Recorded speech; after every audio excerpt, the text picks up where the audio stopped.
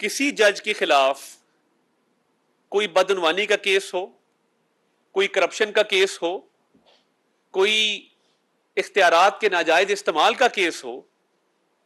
وہ سماعت کے لیے مقرر ہی نہیں ہوتا،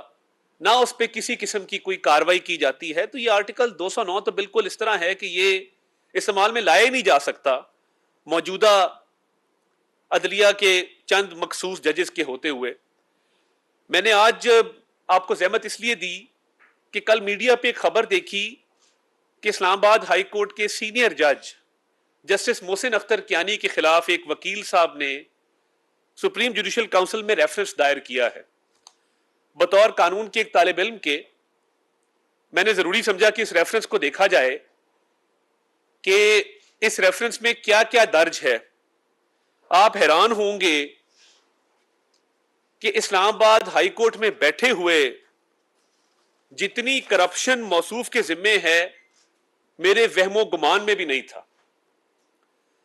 اور جب عدل و انصاف کی راہ میں رکاوٹیں حائل ہوتی ہیں،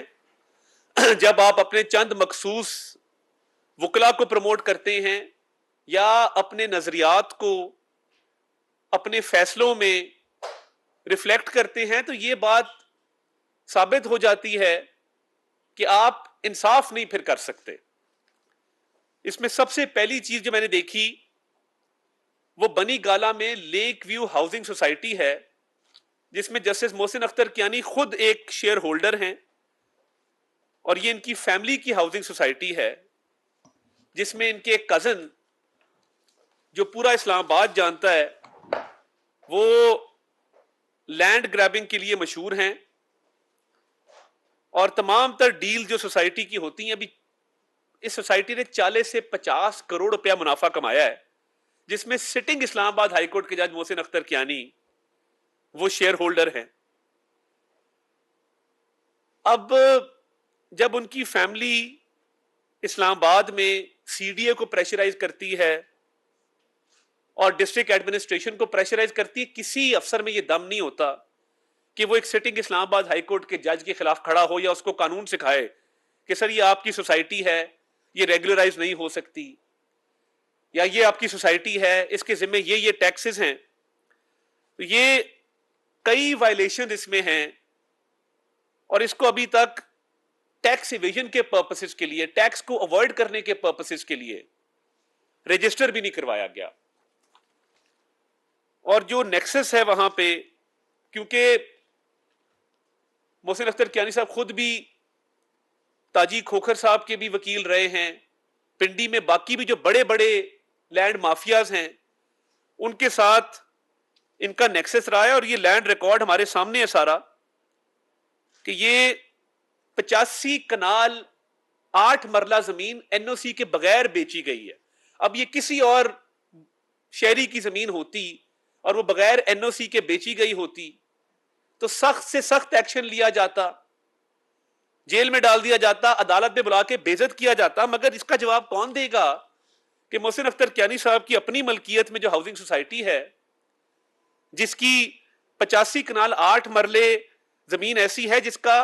این او سی ہی ایشو نہیں ہوا، وہ ریکارڈ بھی یہاں پہ ساتھ لف ہے اس ریفرنس کے. اور میں حیران ہوں کہ ان کی پوری فیملی، ان کے کزنز کچھ اس میں شامل ہیں جو بغیر قانونی دستاویزات کے اس قبضے والے سارے معاملے میں ملوث ہیں. اور نہ صرف یہ، اگر آپ اثاثہ جات کی بات کریں تو جو ڈکلیئرڈ ان کے فیملی کے ایسٹس ہیں وہ 5.6 کروڑ کے شو کیے گئے ہیں، اور جو اصل اس کی مالیت ہے وہ 1.8 ارب روپے کی ہے. تو میں یہ سمجھنے سے قاصر ہوں کہ آپ احتساب کے کیسز کو بھی سنتے ہیں، احتساب کے کیسز میں بھی بیٹھتے ہیں، اور آپ لوگوں کو ان کی غیر قانونی اقدامات پہ اس کا نوٹس بھی لیتے ہیں، ان کے خلاف کاروائی بھی کرتے ہیں. تو یہ جو ہاؤسنگ سوسائٹی ہے اسلام آباد میں، اور یہ جو نیٹ ورتھ آپ کی ہے، جو ایسٹس ہیں، اس کا جواب کس نے دینا ہے اور کس فورم پہ دینا ہے؟ اور یہ جب سے آپ محسن اختر کیانی صاحب جج بنے ہیں، ان کی فیملی کے اگر آپ وزٹس باہر کے ملکوں میں دیکھ لیں تو کسی شاہی خاندان کے افراد بھی اتنا بزنس کلاس میں باہر ٹریول نہیں کرتے جتنی یہاں پہ ٹریول بتائی گئی ہے. اور $2,14,000 $2,14,000 ٹریول ایکسپینسز ہیں. وہ سارا فیملی کا جو باہر کے دوروں پر اخراجات ہیں وہ یہاں پر درج ہیں. اس ریفرنس میں جو ہڈن ایسٹس ہیں اس حوالے سے بھی دستاویزات لگائے گئے ہیں. اور تمام طبقات کا جب آپ احتساب کرتے ہیں،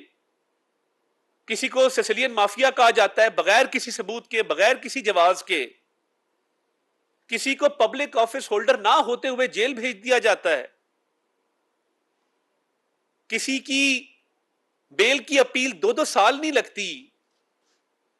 تو یہ یہاں پہ انصاف کون کرے گا کہ اسلام آباد راولپنڈی میں بیٹھے ہوئے اپنی پوزیشن کا ناجائز استعمال کرتے ہوئے آپ نے اتنے زیادہ اثاثے بنائے ہیں جو آپ کی آمدن کے ساتھ مطابقت نہیں رکھتے، اور بطور سٹنگ جج کیا یہ زیب دیتے ہیں کہ آپ کسی ہاؤسنگ سوسائٹی میں پرسنٹیج رکھ کے اس میں مالک بن جائیں اور پھر اس کی رجسٹری نہ کروائیں ٹیکس بچانے کے لیے. اور ماضی میں جتنے بھی لینڈ سے متعلقہ کیسز ہیں اس میں آپ اس کی سماعت خود کریں. دن دہاڑے اپنی ناک کے نیچے اتنی بڑی بے ضابطگیاں، اس کا تصور میں نہیں کر سکتا تھا کہ ہائی کورٹ میں بیٹھے ایک جج صاحب اس لیول پہ جا کے بدعنوانی میں، بے ضابطگیوں میں ملوث ہوں گے، کرپشن میں ملوث ہوں گے. تو میری تو یہی التماس ہے honourable chief justice of Pakistan سے کہ اس ریفرنس کو فی الفور سماعت کے لیے مقرر کیا جائے، اور سماعت کے لیے مقرر کر کے یہ باز پرس کی جائے کہ یہ جو آمدن ہے، یہ جو اثاثے ہیں، یہ جو ہاؤسنگ سوسائٹی ہے، یہ جو فیملی کے باہر کے دورے ہیں، اس میں تمام تر پراپرٹی کے کاغذات ساتھ لف ہیں. اس ریفرنس میں جن وکیل صاحب نے یہ ریفرنس کیا ہے، میں نے صفحہ بہ صفحہ اس کو پڑھا ہے. اس میں تمام تر پراپرٹیز کی تفصیلات درج ہیں، ٹریول ڈیٹیلز درج ہیں. تو آرٹیکل 209 جس میں آنریبل ججز کے خلاف کاروائی کے حوالے سے پروویژن درج ہے، وہ کب استعمال میں لائی جائے گی؟ تب لائی جائے گی کہ جب اس طرح کی 100 ہاؤسنگ سوسائٹیاں بن جائیں گی، تب لائی جائے گی کہ جب انصاف بالکل ختم ہو جائے گا. اور اگر آپ اس ریفرنس کو پڑھیں تو اس میں آپ کو یہ نظر آئے گا کہ چند مخصوص لوگوں کو